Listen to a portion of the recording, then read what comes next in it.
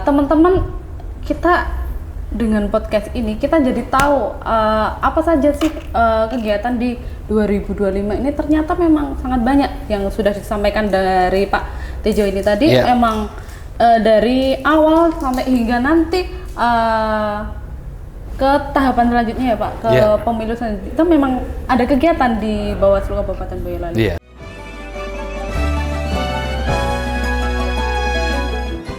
Assalamualaikum warahmatullahi wabarakatuh.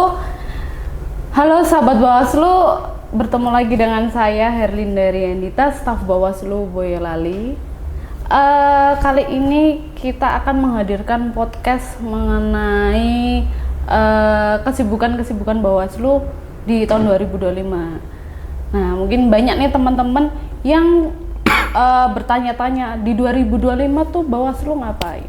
Nah, kita akan hadirkan narasumber dari Bawaslu Kabupaten Boyolali, yaitu Bapak Tejo Dwianto, salah satu anggota Bawaslu Kabupaten Boyolali selaku Kordif SDM Bawaslu Boyolali. Kita sapa Pak Tejo. Selamat siang Pak. Selamat siang Mbak Dita. Gimana Pak kabarnya, sehat? Baik, alhamdulillah. Kita santai-santai aja. Iya, santai-santai aja Mbak.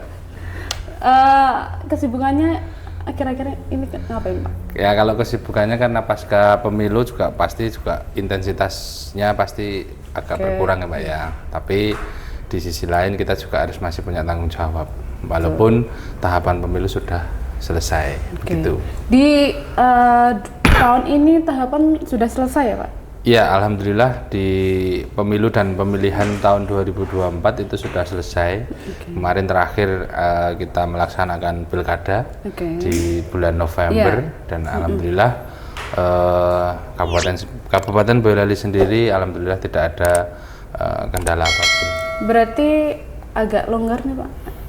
Ya kalau dikatakan longgar sebetulnya juga nggak longgar banget Mbak. Sekaligus nanti kan menjawab pertanyaan teman-teman ya Pak. Betul, jadi selepas kita melaksanakan pemilu dan pilkada, tentunya juga kita masih punya tanggung jawab kepada masyarakat terkait nanti bagaimana masyarakat itu bisa paham betul terkait dengan pengawasan pemilu begitu. Makanya di program kegiatan atau program kerja kami di Kabupaten Boyolali di Bawaslu tentunya itu banyak sekali yang akan kita terjun ke masyarakat. Salah satunya adalah melakukan sosialisasi.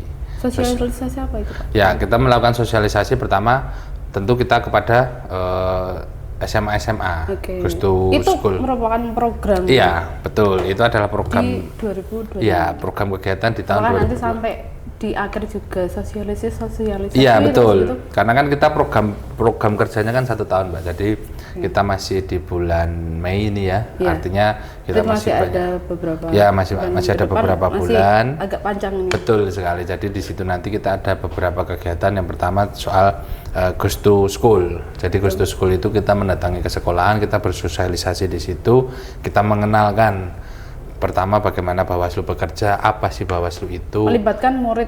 Betul, karena kenapa kita Gustu School, tentu di situ bagi pemilih pemula itu kebanyakan range-nya itu adalah anak-anak SMA ataupun anak-anak kuliahan. Nah, untuk anak-anak kuliahan kita juga akan hadir melalui program kegiatan Gustu Kampus, yang itu juga kita memberikan sosialisasi kepada mahasiswa atau mahasiswi yang ada di situ, kemudian agar bagaimana teman-teman mahasiswa itu juga ikut berpartisipasi nanti di tahun 2029 untuk menghadapi pemilu. Apalagi mahasiswa ini kan biasanya kritis. Iya betul sekali, karena kan kita tahu juga karena kita tahu juga mahasiswa itu adalah masyarakat yang kritis untuk terkait dengan pemilu. Seperti yang kita tahu juga kemarin juga banyak mahasiswa yang ikut demo atau apapun itu. Nah makanya kita juga akan hadir di tengah-tengah masyarakat, terutama untuk teman-teman mahasiswa dan mahasiswi agar teman-teman itu paham betul bagaimana sih pemilu itu dan apa sih Bawaslu itu begitu. Karena kan banyak yang tidak tahu Bawaslu itu apa. Banyak di makanya kan juga banyak yang bertanya-tanya itu Pak. Iya. Apa? Kadang penyebutannya juga kayak salah Banwaslu. Iya, saya juga sering Mbak. Jadi awal-awal saya di Bawaslu itu juga kadang ada yang menyebutnya Banwaslu ya. Banwaslu itu apa kan? Yang betul adalah Bawaslu. Sedangkan Bawaslu itu sendiri kita harus mengenalkan kepada masyarakat bahwasanya oh ini loh ada selain KPU penyelenggara pemilu ada Bawaslu juga yang apa ya secara tugas juga sangat dibutuhkan di masyarakat. Selain itu juga banyak yang tanya kan udah selesai nih, lah terus Bawaslu ngapa? Di 2025 gitu loh Pak. Udah berarti, selesai kan banyak. Iya berarti kan masyarakat mungkin secara besar tahu pemilu sudah selesai. Terus tahu juga oh KPU itu setelah mungkin banyak yang bertanya juga KPU itu setelah tahapan ngapain? Iya banyak terus yang bertanya. Bawaslu juga ngapain kan gitu. Jadi kalau kita berbicara pasca pemilu tentu banyak sekali kegiatan yang sudah saya sampaikan tadi. Salah satu programnya Gus to School ya Pak ya. Gus to School dan ada lagi Pak. Kalau itu masih banyak Mbak. Tentu kita juga harus apa ya? Kita sudah kemarin melaksanakan MOU kerjasama dengan salah satu LSM yang ada di Boyolali dan itu juga berharapnya nanti bisa menghasilkan apa ya teman-teman itu bisa ikut andil juga nanti selama mungkin sampai pemilu di tahun 2029. Makanya dari sekarang kita itu apa ya banyak melakukan kerjasama MOU dengan tidak cukup mahasiswa dan murid aja yang dilibatkan. Ya tidak, tentu kita juga harus melibatkan masyarakat yang kayak organisasi. Ya betul, kayak organisasi masyarakat. Kemudian kita juga kemarin di tahun-tahun sebelumnya kita punya desa anti money politik ya. Makanya kita juga harus ibaratnya kalau berbahasa Jawanya nguri-nguri ya Mbak. Nguri-nguri desa anti money politik itu agar nanti di tahun 2029 di pemilu atau pilkada nanti kita bisa teman-teman bisa sama-sama bareng-bareng dengan Bawaslu mengawasi jalannya pemilu begitu. Selain itu Pak, ada lagi Pak, mungkin selain Gus to School, penandatangan MOU di lingkup Bawaslu sendiri. Ya kalau selain itu kita bersosialisasi, kita juga mengajak masyarakat untuk sama-sama belajar ya Mbak ya. Artinya kita belajar secara digital maupun secara analog. Artinya teman-teman atau masyarakat itu bisa datang ke Bawaslu untuk sekedar misalnya bertanya-tanya bagaimana sih Bawaslu itu, terus kemarin gimana sih pemilu 2024 dan pilkada 2024 itu berjalan seperti apa begitu. Dan di situ juga di Bawaslu juga kita memfasilitasi ada beberapa buku ya Mbak ya di pojok pengawasan itu. Di pojok pengawasan itu kita memang menyediakan beberapa buku yang sudah dibuat oleh masing-masing koordinator divisi. Itu nanti bisa teman-teman atau masyarakat bisa membaca. Artinya bisa benar-benar mengetahui oh kemarin itu kalau terkait dengan SDM ya mungkin berapa sih Panwaslu kecamatan kemarin. Terus bagaimana sih kerja teman-teman ya. Iya betul. Jadi di buku itu kami menjelaskan secara apa ya lebih detail terkait bagaimana tugas Panwaslu kecamatan mungkin di kecamatan A, kecamatan B atau kecamatan C itu kita menggambarkannya secara detail. Jadi mungkin kalau masyarakat pengen benar-benar tahu bagaimana sih kinerja Bawaslu selama tahun 2024 kemarin, ya silahkan datang, kita juga pintu juga terbuka lebar kepada teman-teman. Selain buat apa Pak, pojok pengawasan ya tadi ya Pak? Iya. Ada nggak sih disediakan di misalkan di Perpusda gitu, ada nggak Pak? Ya, kita menyediakan buku atau literasi lainnya yang disediakan di situ. Selain itu kita juga sudah bekerja sama dengan Perpusda ya Mbak ya. Mungkin kan orang-orang tuh kayak mau masuk sini takut. Iya betul. Jadi mungkin jadinya alternatif. Iya alternatif lain tentu kita juga sudah menjalin komunikasi ya Mbak dengan Perpusda terkait dengan nanti kita akan memberikan beberapa buku kita yang nanti ditaruh di Perpusda. Artinya mungkin kalau di Boyolali sekarang yang main ke Perpustakaan juga sudah banyak, Mbak. Artinya saya melihat beberapa masyarakat kayak teman-teman SMA, mungkin anak-anak teman-teman kuliah itu juga banyak yang ke Perpustakaan. Ada yang diarahkan untuk buat teman-teman main anak-anak SD, SMP, SMA itu disuruh ke Perpustakaan. Iya, makanya dari situ kita juga memberikan beberapa buku di sana yang artinya nanti teman-teman bisa membaca di perpustakaan itu gitu. Jadi tidak kalau memang dirasa di Bawaslu itu mungkin kok kayak asing ya atau mungkin bisa ke perpustakaan untuk bisa membaca.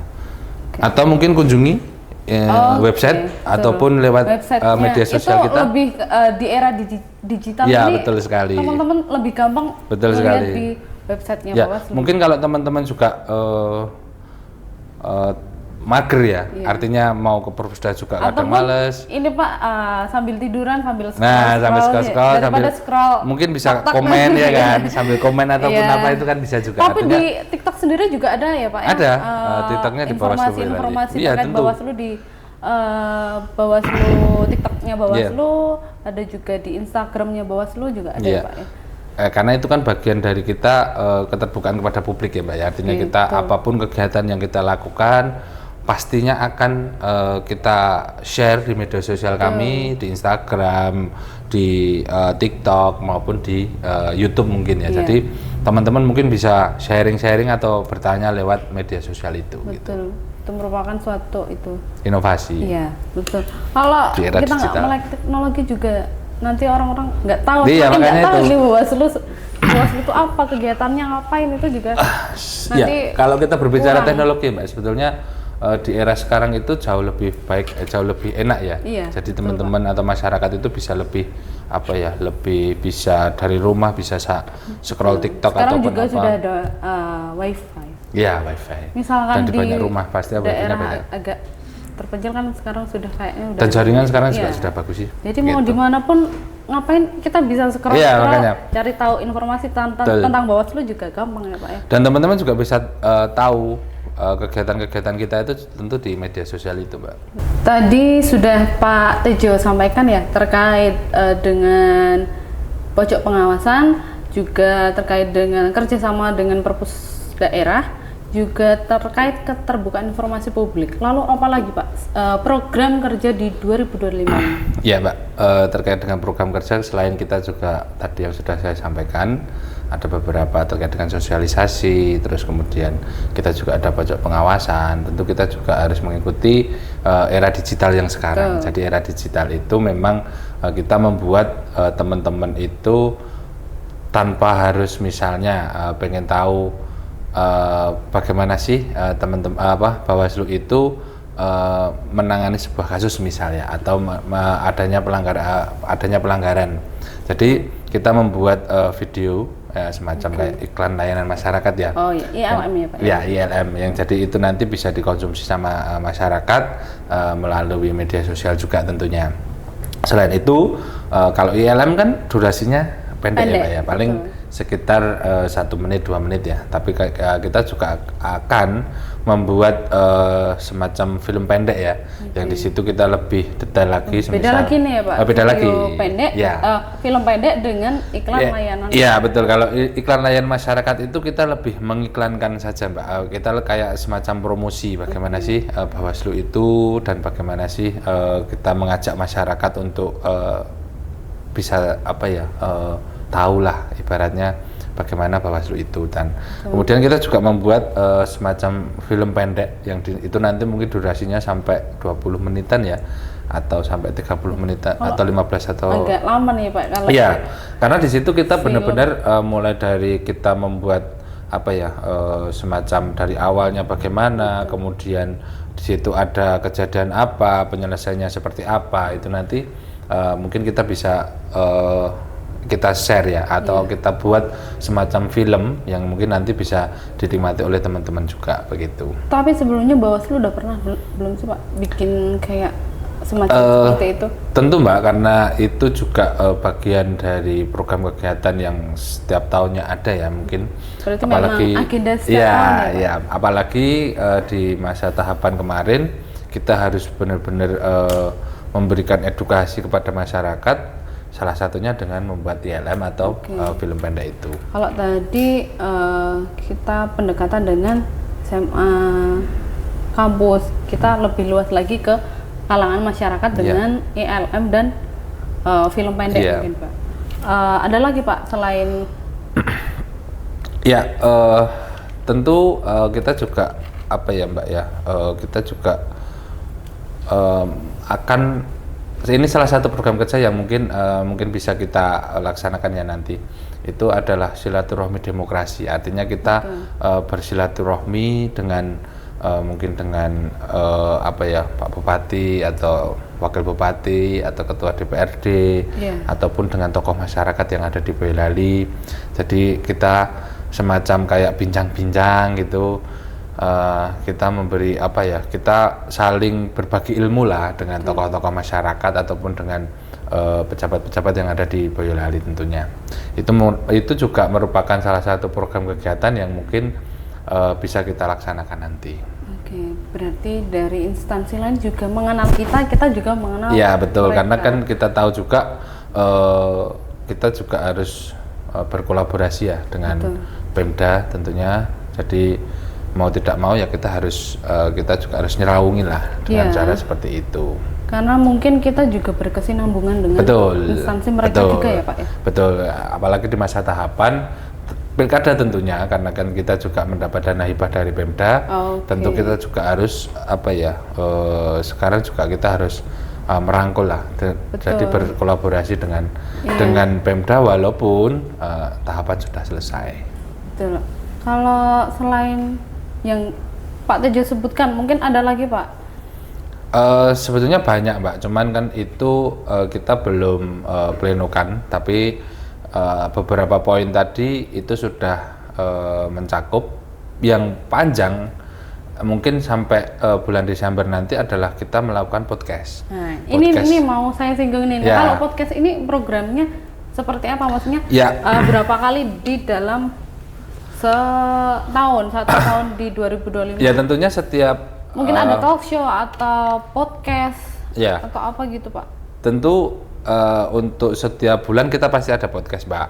Kemudian kita juga narasumbernya juga tidak melulu dengan anggota Bawaslu ataupun mungkin bisa melibatkan kita kemarin juga sudah melakukan podcast dengan Panwascam Pemilu dan Pilkada ya Pak ya, tahun 2024 kemarin. Semua Pak di dua kecamatan kah atau? Iya, jadi nanti kita melakukan secara bergilir Mbak. Artinya kemarin kita sudah 1 atau 2 kecamatan yang sudah melakukan podcast ya.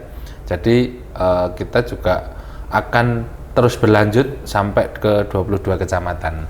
Jadi kenapa kita mengambil tema podcast dengan Panwaslu kecamatan, karena biar masyarakat juga tahu bagaimana sih detailnya kejadian yang ada di kecamatan masing-masing. Iya betul, karena kan kalau kita menjelaskan bagaimana yang terjadi di kecamatan itu juga mungkin tidak sedetail ketika Panwascam yang bercerita. Jadi mungkin ada beberapa kejadian-kejadian yang mungkin nanti akan disampaikan oleh kecamatan begitu. Tapi kayaknya memang jarang ya Pak ya di lain tuh yang melibatkan kecamatan, bahkan kecamatan sendiri pun kayaknya belum pernah ngadain podcast gitu Pak. Ya, mungkin karena begini Mbak, karena kan mungkin teman-teman kecamatan Panwascam atau kita bisa sebut mantan Panwascam ya, itu mungkin setelah pemilu dan pilkada tentu mereka juga punya kesibukan lain kan, makanya kadang teman-teman di kabupaten menghubungi mereka itu juga susah, dan alhamdulillahnya untuk beberapa bulan ke depan Kabupaten Boyolali sudah berkomunikasi dengan beberapa kecamatan dan bersedia. Artinya untuk beberapa bulan ke depan terkait dengan program kegiatan itu, podcast itu akan berjalan dengan baik. Sembari kita nanti menunggu kecamatan yang lain ketika sudah siap. Ya, berarti mereka sudah selesai pun kita masih punya hubungan baik dengan ya, betul sekali. Ya, Pak. Bahkan ya. PKD mungkin PTPS-nya ya Pak. Iya, betul. Oke, ada lagi Pak mungkin yang bisa disampaikan di tahun 2025 ini kegiatan? Terkait dengan kita masih di podcast ya Mbak ya. Jadi podcast itu kita juga tidak untuk Panwascam dan anggota Bawaslu tok. Artinya kemarin kita juga sudah melakukan podcast dengan salah satu anggota KPU di Kabupaten Boyolali. Jadi kita juga membuka ibaratnya membuka keran ya untuk masyarakat ataupun pihak-pihak yang kemarin bekerja sama dengan kami untuk ikut podcast dan kita berbincang-bincang. Berarti sesama penyelenggara ya tentu saling ya Pak ya? Betul sekali. Oke. Ya ide yang sangat bagus sih Pak. Ya.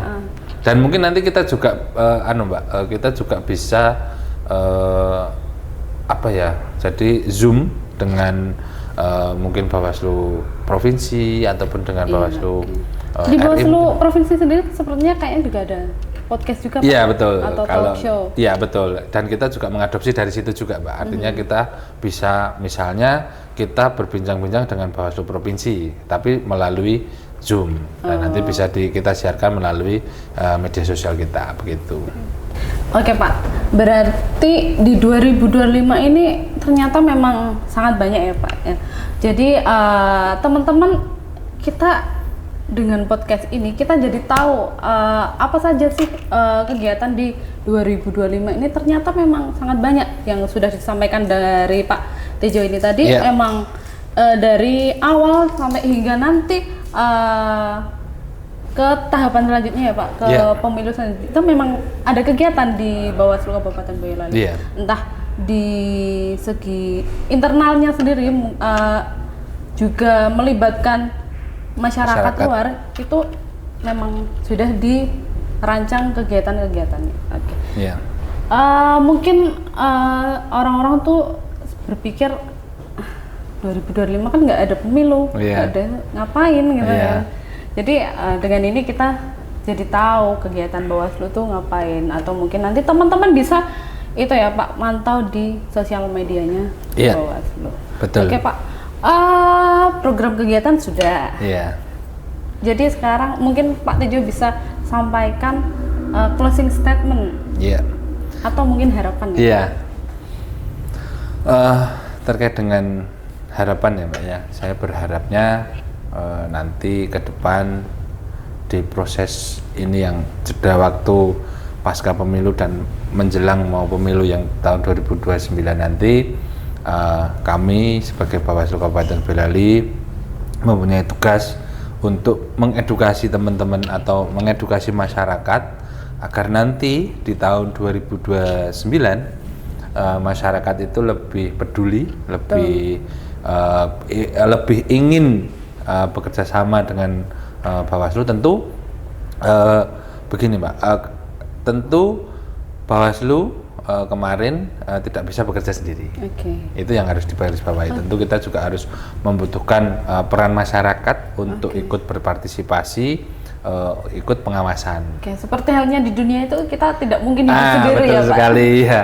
Kita juga melibatkan orang lain. Ya namanya juga makhluk sosial Mbak. Artinya kita juga harus membutuhkan yang lain. Jadi kita juga harus kita punya tanggung jawab itu. Kemudian nanti juga masyarakat, saya berharapnya dari beberapa program kegiatan yang sudah kita laksanakan itu bisa ibaratnya bisa menggelitik ya, atau menyadarkan masyarakat pentingnya pemilu. Jadi kita bisa bekerja sama atau berkolaborasi dengan banyak masyarakat terkait dengan pengawasan. Jadi nanti di tahun 2029 masyarakat sudah teredukasi, kemudian juga masyarakat bisa ikut bekerja sama dengan kita, begitu. Itu ternyata harapannya sangat mulia sekali Pak Tejo.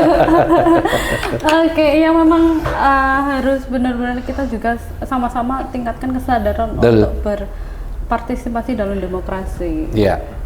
Kalau pengen Indonesia lebih maju, lebih baik, kita juga harus sama-sama andil dalam berpartisipasi dalam demokrasi. Betul sekali Mbak Dita.